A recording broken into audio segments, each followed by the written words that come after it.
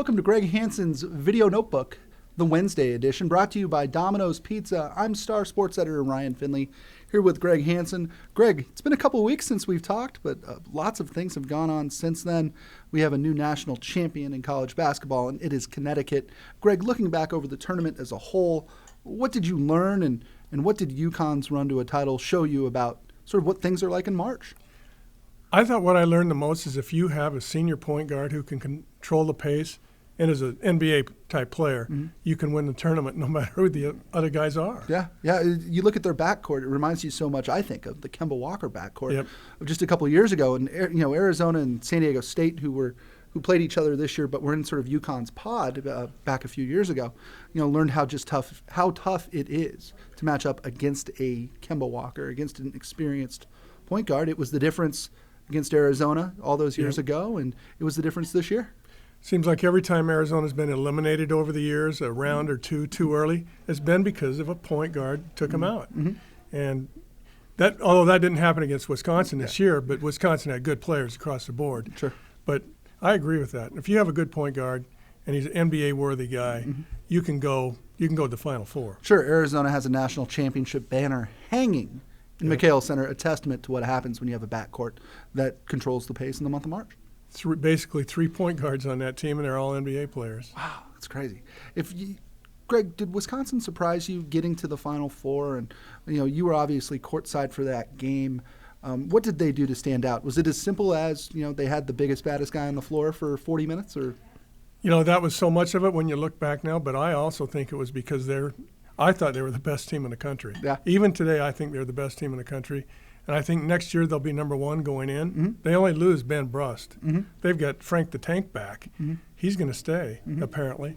So why not Wisconsin? They lost in the last second to Kentucky. I think they could have beat UConn, but you can say that about 8 teams. Sure. And the fact that Kentucky was that far, made it that far in the tournament was a little surprising too.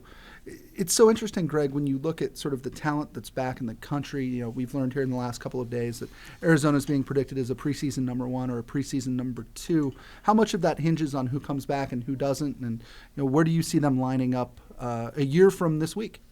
I think it all hinges on Rondé Jefferson. If he comes back, Arizona probably opens number 1, has as good a chance as Wisconsin to win the national title, and 8 other teams we're not thinking about now. Sure, Duke, Kansas, I think it's a given Nick Johnson and Aaron Gordon are gone, and they probably should be gone.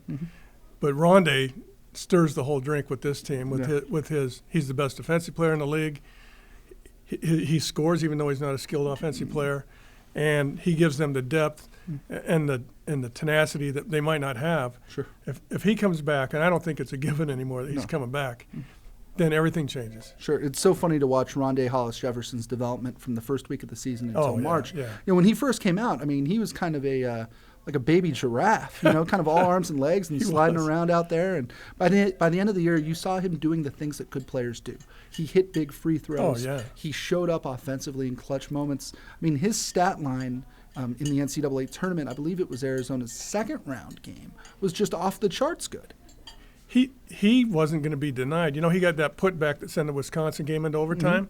It was things like that where he just decided, I'm better than you are, and he took over, especially down the stretch in a lot of the games in February and March. This is Greg Hansen's Video Notebook, brought to you by Domino's Pizza. Greg, one more thing before we let you go for the day.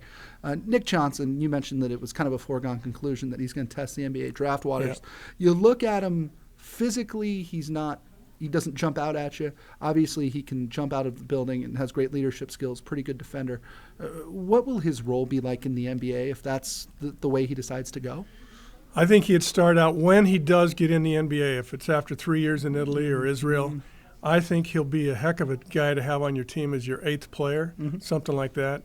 Jordan Farmar from UCLA was a little bit bigger than Nick, but I think Nick has more intangibles than Farmar. Sure, and Farmar couldn't jump like Nick. And he went to Europe for 3 or 4 years too, and now he's probably making $8 million a year in the NBA. So I just think if a guy like Jordan Farmar's in the NBA, Nick Johnson's going to be in there. Sure, it's funny. You can just need to look up the road at the Phoenix Suns. They have a guy named Ish Smith, a guy who, Greg, I'll be honest with you, I hadn't heard of before about a year ago.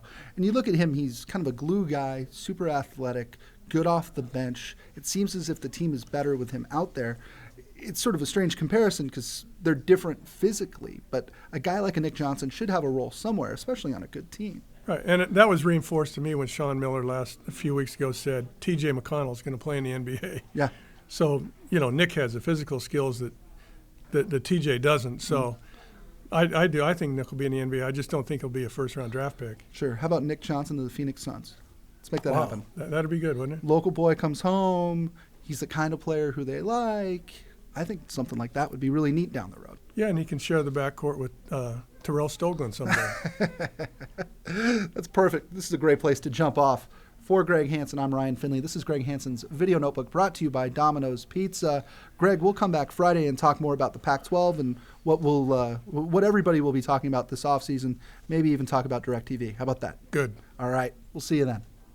At Domino's, we're slowing down to make our handmade pan pizza the right way, taking our time to hand press the fresh dough into the pan, adding 2 layers of cheese, and slowing our ovens down to get the crust golden and crispy.